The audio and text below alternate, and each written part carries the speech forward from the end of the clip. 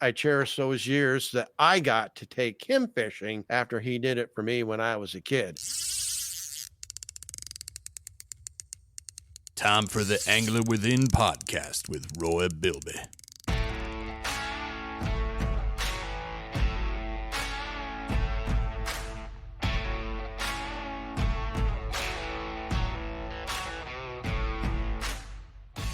All right, so here we are back in, and I've had a couple smallmouth trips that I would like to talk about.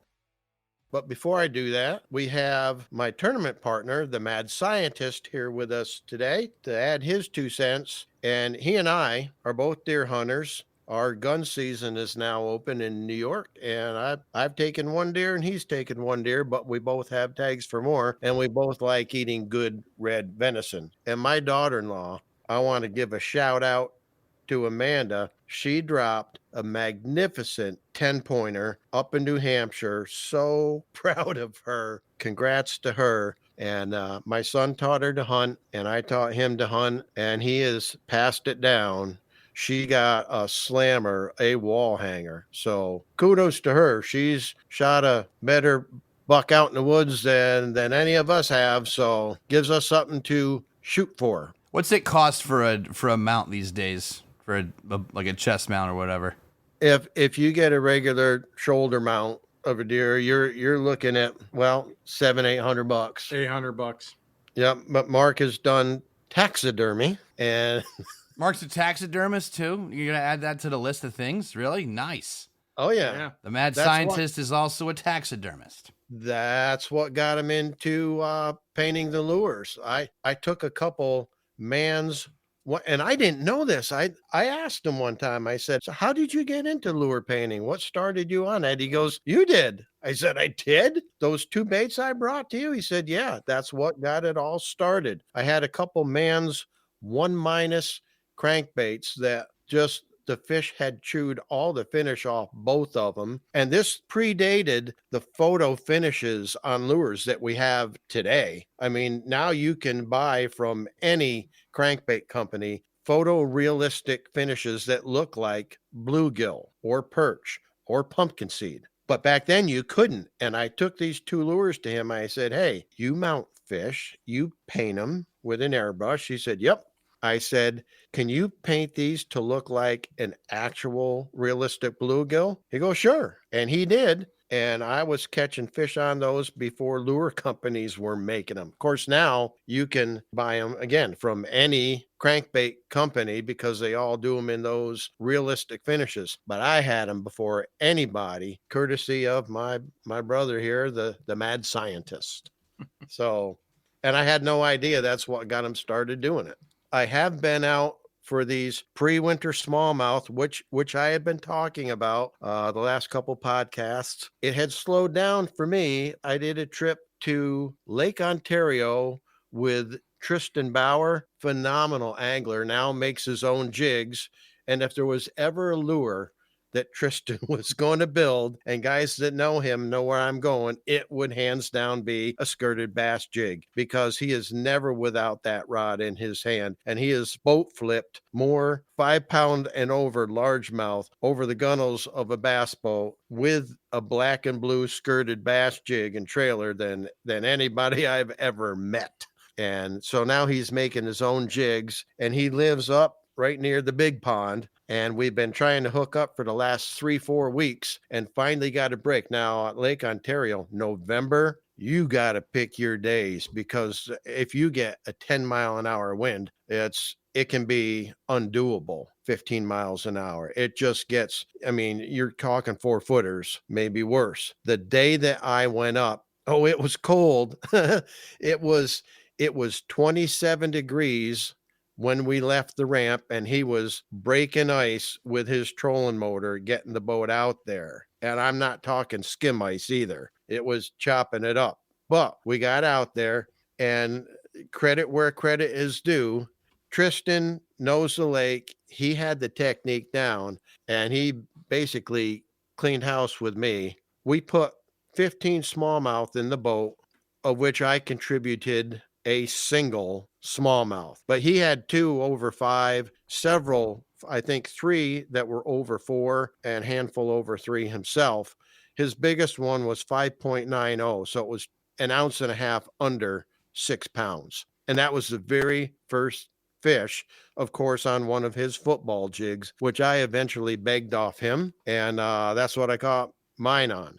But we hit about 7, 8 different areas that he knew, but he had the technique down. He said anytime the water gets below 50 degrees, he's just dragging that. I saw him doing that, and he told me right off, he said, I just drag it, but I could feel what the jig was doing better if I was doing a very short, subtle lift drop. And I tried dragging it, got no response. So I went back to what I was comfortable with. Huge mistake. I mean, I should have taken note. Well, I was aware that he was catching all the fish and I was not, but I'm used to fishing the jig with that lift drop, and I had slowed it way down to a crawl, but I wasn't dragging it. And I went back to dragging it and I still could not get bit. But eventually when I got that one, I was doing a subtle lift drop. But he explained his reasons for doing that, and I should have just forced myself to do that all the way.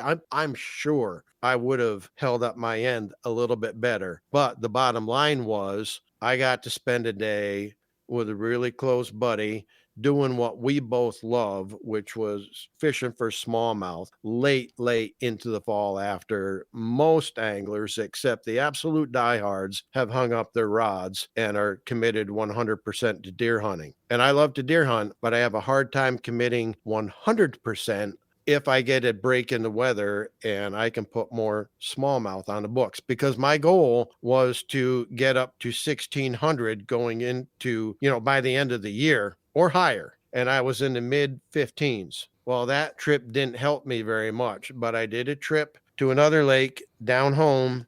Yesterday. And I struggled. It took me 4.5 hours to get 9 smallmouth in the boat. And at that point, I considered heading out because it just wasn't happening. But I decided to go back and check my first area one more time before I committed to leaving. And I put 9 more in the boat in an hour and 25 minutes because I found something that I'd never found before. I'll put this tip out there. I caught them on a Ned rig. I did not catch them on every rod this time. And I caught them on a Ned rig in a dark color, Cali Craw, because the water was stained and I only had 18 inches of visibility. I located a pea gravel flat, or little shoal, if you will, in 14 foot in an area where I'd never located it before. And I located it because I was using a technique I go to very similar to what Tristan was doing with his football jig. It's a technique I've used on this lake down here for years. And when I'm just not getting bit, I slow the bait right down. I just kill it. I dead stick it and then I just pull it. And then I let it sit and I pull it. I'm not doing my normal lift and drop. I'm not crawling it. I'm just kind of pulling it and keeping it in contact with the bottom the whole time. Because I was using a high quality graphite rod, my drop shot rod built for me by Eric Malone, incredibly sensitive rod. I was using braided line, also very sensitive, and using a Ned head jig. Because of that combination, I could feel the bottom structure, and I hit a pea gravel flat that I never knew was there because I'm typically not fishing this bait that way in that location. But when I came through that, they were not on that pea gravel flat. They were just outside of it where the transition area is, because cast after cast after cast for that hour and 25 minutes, as soon as I felt it leave the gravel, my second pull, they would smack it. I hooked a lot of fish that I lost because I was getting a lot of short strikers. I doubled my catch in a third of the time it took me to catch it the first go round. So, I mean, that really turned my day around. But when they stopped, it was like somebody shut off a switch. I mean, the feeding window had closed, but I had doubled my catch by tuning into a subtle bottom contour that was different from the surrounding area. And they were hanging just outside of that where it transitions back to a softer bottom. That really didn't make sense because they should have been on the pea gravel flat, I thought. But listen to the fish. Every strike came just outside of that flat in that transition zone where it went back to a soft bottom. So that's where I anticipated the strikes. And once I did that, I hooked and landed a lot more fish. So pay attention to how the fish are reacting to your presentation and adjust accordingly. By making that one adjustment, I doubled my catch in a fraction of the time. However, I did hear a lot of firearms being discharged around the properties around the lake that day. And I thought, here it is, deer season. I really should be in the woods, but I got a huge deer the first day. I got a lot of meat in the freezer, so it makes it a lot easier to take off and try to accomplish my goal of breaking that 1600 before the end of the year. With what I caught yesterday, I'm at 1596. My son is coming out this week for Thanksgiving, and he's bringing some fishing gear. So I anticipate I will be over 1600 by our next podcast. So that's one tip right there is let the fish tell you what to do. If you analyze, if you're a hardcore guy like me, I'm very analytical in my approach, and I analyze everything that the fish are telegraphing up that line to me and adjust my approach accordingly. It makes all the difference in the world. It helps you dial in to what they want. That's the deal. So how many days are you going to go out in December to try and get to the 2000 mark? I don't plan on trying to go to 2000 this year. I would like to hit 1700 now that I'm 4 away from 1600, because my whole goal here, and I've said this, I wanted to get 1500 this year, because if I did that and I could get 1500 next year, it would put me right at 40,000, that's going to be a huge milestone. By getting 1600, it reduces me to 14 for next year. If I can break 17, then I can do it with 1300 next year. Do you hear this guy, Mark? He's an addict. Nothing will ever be enough. Yeah. 16 turns to 17, 17 turns to 18, 18 turns to 19. He will not be happy till he reaches 40,000. And that's the joy of what we do. He's working out the margins for the next year if he goes over. Do you listen? Do you hear him? I hear him. And we're not even, I can't help it. I can't help it.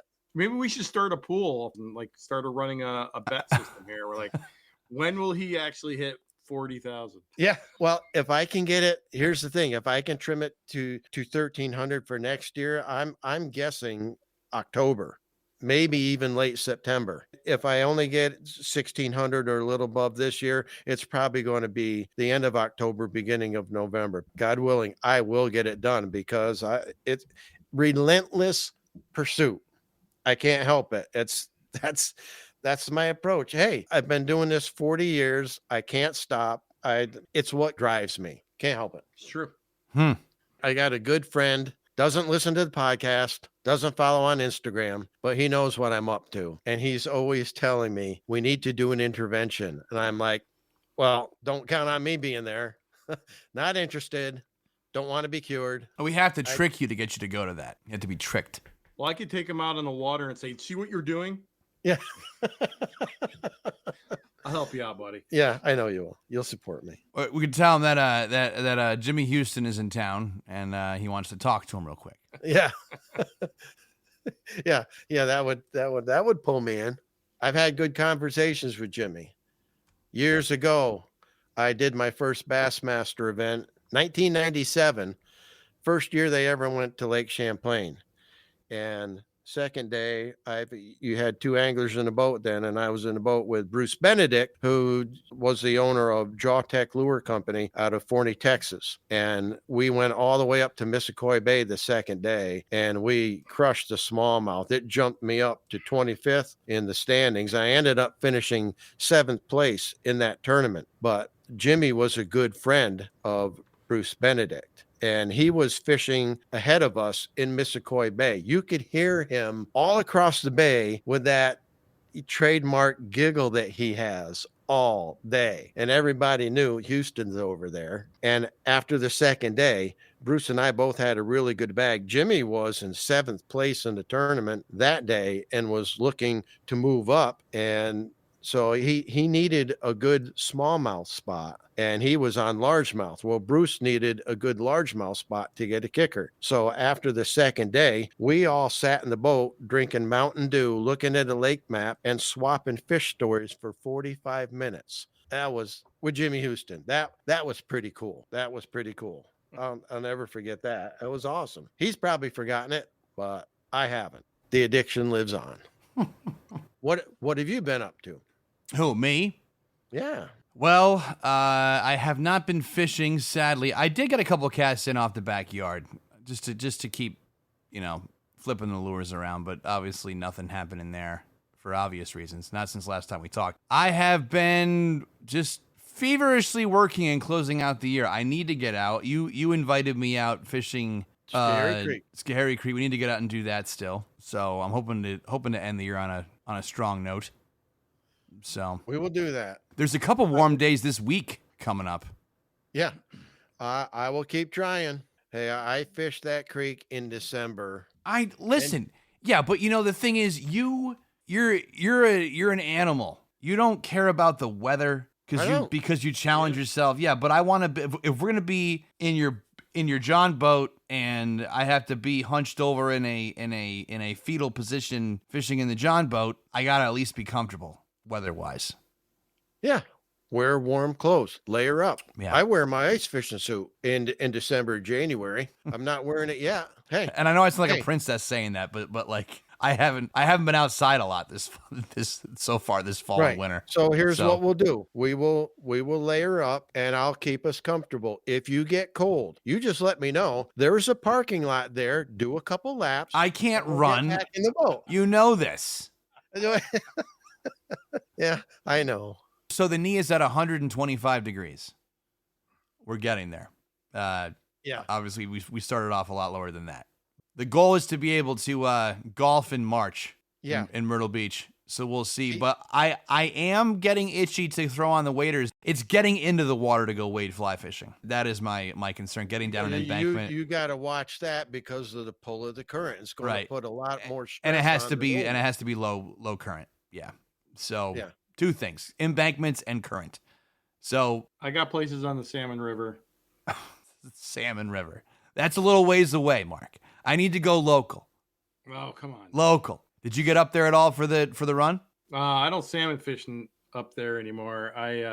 But steelhead fishing will start right here after Thanksgiving week, and then middle of January I'll be out there in waders, waist deep for the steelhead. They're amazing. With a fly rod or a center pin? I use a spin cast rod. Oh, metalhead. Yeah, I thought you were a fly fisherman, Mark. I was. My largest steelhead is 36 inches with 16 pounds. Hey, big buck. On a spinning rod? Nope, that was on a fly rod. Okay. Size, egg imitation. The shoulders do not handle all day fly fishing like they used to. I'm getting older. That's fair. I get that. I take back any salt I was throwing there. I know you're a fly fisherman. When I hear about a fly fisherman holding a spinning rod going for trout, it's just it pains me. It pains me. I use flies though. I use a check nymphing technique where I use flies with a spin cast rod, and I use like a floating fly. No, I use like a 4-inch dropper below a barrel swivel, and I bounce bottom with it, real light. You have to figure it out. I use a noodle rod or 10 feet, and I'm only using 8 to 6 pound line, and so you fight the fish more than going out and tugging them in. You landed a 16-pounder doing that. Yeah. Wow. Roy likes to put a spinning reel on a fly rod and talk about the bowang. Yeah. On it. Yeah. Well, I learned that from Bill Dance, only he didn't say bowang, but I do. Always have. But no, check nymphing with it, and obviously your keyword there was the noodle rod. You need to use a 10-foot rod to be able to do that to get the sensitivity you need. Yep. For that technique. And the shock absorption, so you don't overstress that line. Yeah. Yep. And the nice thing with it, with a 10-foot rod and a light line, you can cast with an 1/8 ounce piece of split shot. You can cast that pretty far, where you couldn't do that with a bass rod or anything like that. No. So something that Mark and I are getting prepped for, and this is early, but again, we can't help ourselves. We're getting geared up for the ice fishing season, and got to get you out there this year and show you. Yeah, I know, but we can use a heater in a shanty if Snow that's dog. what it takes. I will be parked in the shanty with the heater. I can watch you work the holes. I'll tell you what. What I'm not gonna want to do if listen to me tonight. I'm laying all these rules. I'll go fishing with you, but I got some rules first, Roy. No, I get anxiety. What's that? You want us to call you a ambulance? No, but yeah. Well, I get a little anxious because I know how Roy fishes, how he ice fishes. He's moving and cutting. He's cutting holes all day. I want to sit in the shanty. I'll watch you cut the holes from in the shanty. I want to find fish. So what am I supposed to do? Are you gonna move? Are you gonna make us move the shanty as well? I just bought. Mark's got 2 of them. I just bought a 1-man flip over so I can be mobile and have the cover. Something I've been considering for the last 2 years, and I just went out and bought one. Did you put it together? I'm looking forward to using that this year. Did you put it together? There's a story behind that, though. There's really a story behind that. What is it? Him and one of his friends is sitting on the ice. I'm in my shanty. I got the heater going. I'm jigging fish. They're jigging fish. They're like, we're getting cold out here. I'm like, hey, it's like 65, 70 in my shanty. I'm good. And I think at that moment, he's like, you know what? Maybe I should get a single flip over. Maybe it's time. Maybe it's time. It was cold that day. You just, I like, if I can go out there and hang out, stretch out inside the clam, nice comfy chair. I got Make that. it 70 degrees in there, get some music going, I'll be all right. JD, I got a snow dog. We drag you right out on the ice. You don't even have to walk. Don't even have to walk. Perfect. That'd be fine. I'd be okay with that. Just don't crash to the ice of a snow dog. I won't be of much service trying to get you out of there. But, Creature comforts. See, and that's what ice fishing has gotten to with all these portable, mobile shanties and 5-hub shanties. It's so easy. I was raised.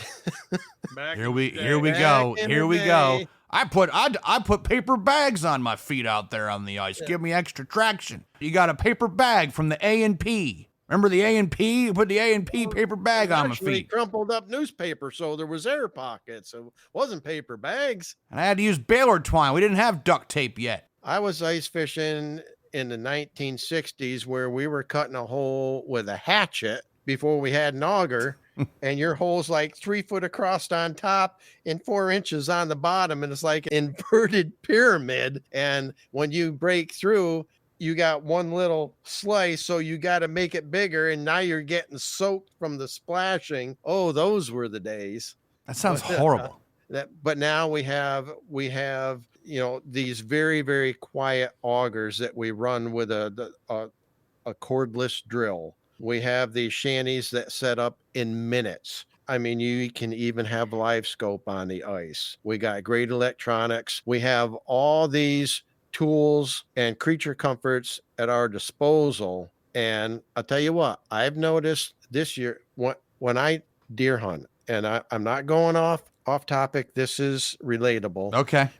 When I deer hunt, I'm doing it in one of my ladder stands. And if I'm not shooting a deer a particular day because I didn't have the right one come through or didn't have one come through, I'm sitting in that ladder stand before sunrise until sunset and 30 minutes after. I can sit 10 hours in a ladder stand. But this year, I've noticed I'm having to go to my heavier cold weather gear much sooner than previous years. So apparently, as I'm aging, I'm getting more susceptible to the cold. However, I do have that ultra loaded up, thermal stuff for those super cold days. I'm just having to use it sooner this year than I have in the past, but that's okay because cold weather is not going to keep me from pursuing those passions that I have. I'm not going to let it stop me. Mark's got a battery powered heated vest, and last year I invested in battery powered socks.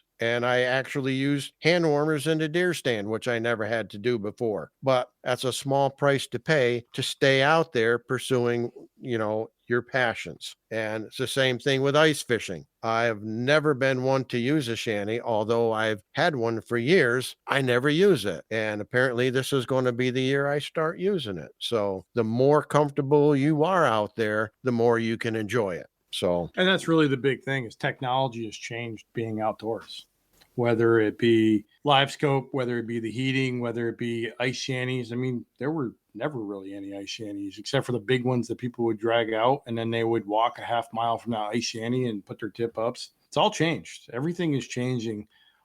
It can be a very pleasurable and a very easy day out there now. yeah, it can be. And you're going to love this, JD. The whole reason I bought that flip over shelter to use is because I don't want to look at the thermometer when it's not getting above 22 degrees. And I know the holes are going to keep freezing shut and it's going to be 15-mile-an-hour winds, but otherwise a good day. I don't want to have to say, hey, I'm not dealing with that, but I'm very mobile. So with this flip over shelter, when you have that kind of a day, and that is not a brutal day, but it's a day where if you're just standing out there, you're constantly fighting the wind, you're taking the wind, and you're having to break your holes open every 20 minutes. By having a flip over, I can just concentrate on panfish. The hole's not going to freeze. The wind's going to blow, but guess what? I'm not going to feel it. I don't have to stay in on those days. I still get to fish. So I'm just making myself more adaptable to the conditions that we have certain days in the winter when I'd rather fish than sit on the couch and go, maybe tomorrow's better. That doesn't put fish in the books. And yes, I am addicted and I'm adapting as I age as needed. So I don't have to give up pursuing that which I love to pursue. No, I see you smiling. What's going through your head? Nothing. I just like hearing you, own stuff. It's good. Yeah. Okay. I was talking to somebody about this the other day, and it's like the older you get, the more you become secure in your finances. So you can buy the luxuries that you want to get where you can do what you want to do. I have found that to be true. Rather than struggling and going, I can barely move, but I had a good day out here on the ice. Now you can I was in my shanty all day. It was really nice. It was awesome. Yeah. I mean, we fished last year with 20-mile-an-hour winds and snow. You couldn't see 30, 40 feet in front of you a couple times when we were on the ice. But, man. I was raised ice fishing. And about the time I was 11, 12, really, really getting into pursuing different species. That's when I first started being aware of all these different fish and that different techniques would target those fish and started doing that. That was really my birth of my awakening to all these different species and different techniques to pursue them. That was the same time when my dad, he was partners in a construction company. His partner just up and left in Montana on a week's notice. And my dad found himself owning the entire business and was just running everything. He had men that worked for him, but it all fell to him. His partner just up and left with a week's notice. And he took over the whole business himself, and his time was severely limited. No more fishing with my father. I lost my fishing partner. In the winter, when the construction slowed down, we would ice fish on weekends, and it was the only time I got to fish with my dad until he retired, and I had bass boats by then, and he had time to fish during the week, and we did. And his time was very well spoken for when he retired because of his talents. People were like, hey, now that you've retired, I need you to build this for me, build that for me, build this for me, pour this concrete for me. But he still did it for all these people. So I said, look, I know everybody's vying for your time now that you're retired. I'm going to ask you for 2 days. I want to take you fishing to a pond where you used to take me and raise me fishing that always had just perch and bullhead in it. Now there's largemouth in there, and I really want you to experience that. And I want to take you to Canandaigua Lake where we catch all those perch and walleye. And he said, yes, I'd really like to do that. Well, he fished with me 12, 15 times that first year. He was retired, and it was glorious to have my dad out in the boat with me with what I had learned in all those years. exposing him to his first walleye, exposing him to giant perch that he hadn't routinely seen before because of the places that we fished. And I got to share all this knowledge I had acquired with the man who started me fishing. For years, we did that until his mobility was compromised and he couldn't do it anymore. So for the last 8-10 years, he hasn't been able to fish with me, but I give him reports whenever I go. And we've been enjoying those fish fries. It'll be 5 years straight this February that we've had them every Monday night for 5 years. And we reminisce. And I cherish those years that I got to take him fishing after he did it for me when I was a kid. But he's the one that taught me to ice fish. And I expanded from that and taught my son to ice fish, and my son, Ryan. You think I got a problem with fishing? You want to talk ice fishing with him? He lives for it. And we're going to come out and do that pike trip with you if we get the ice to do it this winter. And we will bring a shanty and a heater, and you will be comfortable. But don't expect us to live in the shanty. We're going in search of, and we will slay some of those. Oh, then we can giant drag pikes. the shanty over to where you put your new holes. It's fine. That's a small lake. Easy for you to say. It's You a don't small have to do lake. any of It's it. a small lake. Yeah, it is. Just We won't. unscrew the stakes and we'll slide it over. It's fine. There was a tournament back in the mid 90s when I was fishing the Fish USA tour. It was a tournament on Saratoga Lake. Before bass season opened, they would do a few, like 3 pike pickerel tournaments. And that's what you could weigh in, because that opened the 15th of May. So we had a couple of those before bass season opened. And there was a couple guys. I mean, there was like 130 boats at this tournament, all kinds of fancy bass rigs and fancy runabouts and all kinds of, and some smaller boats, a couple John boats with kicker outboards. The 2 guys that won were chicken farmers in a 16-foot aluminum boat with a 15-horse motor. And they had 5 giant pike, and they blew everybody away. And what they had done was they had taken like 12 and 14-inch suckers that they had caught, and they put them in a tank with chicken blood from their chicken farm from when they butchered chickens, and they kept those suckers in that blood for a week before the tournament. So those big suckers reeked of chicken blood. I love how you just had to like clarify where the chicken blood came from their chicken farm. From their chicken farm. They didn't just When you they don't butchered just birds. you don't just come across chicken blood now. No. Well, I'm sure you can buy I can it get on you some Amazon. chicken blood, but you won't like it. You're right. You don't like the way I get the chicken blood. They just blasted the field with these 5 gigantic northerns. And my son, I told him that story years ago when he was a kid. He never forgot that. You need to know that right now, when he was fishing this fall, every time he caught a fall fish, which is basically a very, very large shiner, chub type minnow, he has saved them, put them in the freezer. And the week before that we go for that pike trip, he's saving blood from his deer this year, and he's going to soak them. And I'll tell you what, he's going to catch some giant pike. It's going to happen. He'll probably put them on quick strike rigs, and you watch. He's going to catch a giant northern, and we're going to be there. Well, that's actually a great tip. When you're doing any type of fishing, I'll take my ice fishing jigs. Like a lot of times I'll use rabbit hair nymphs, or I'll use flies. Soak them in whatever you want to use as an attractant. Let them sit in there a week. Because they'll absorb it. And so when you're putting it down there, they're not just seeing a fly, they're seeing something that smells and tastes. And so they're more likely to bite it when you put like a little waxy or whatever on it. So anything that you're going to fish with, even your hard baits, if you put a scent on them, whether it be a yum or a Berkeley scent, whatever it is, it does make a difference whether fish will bite them. I've done that with other soft plastic baits. Yeah. And I've saved, like when I've used up all the gulp out of a package of bulk gulp, it's still got that fluid in there, that gulp juice. And I'll put other soft plastics in that and use them. I'll mix them in packages of power bait or even Maxent, so they get a little bit of that. And it makes a difference. It makes a difference. You got anything to add to that, JD? you put me in a trance tonight, Roy. I wasn't really. I'm listening. I'm learning. Busy learning. Yeah. I'm also projecting in my own anxiety about what it'll be like to walk out on ice with my knee the way it is. I'm a little nervous to do that. I'll have to get some yak tracks. Five sets of cleats in I'll get my cleats. ice box. Yeah. No, I know you do. Dude, You got to wear cleats. Temu, I'll get you a set. I'll get. Is you it Temu or Timu? Whatever it is, I don't care. Temu.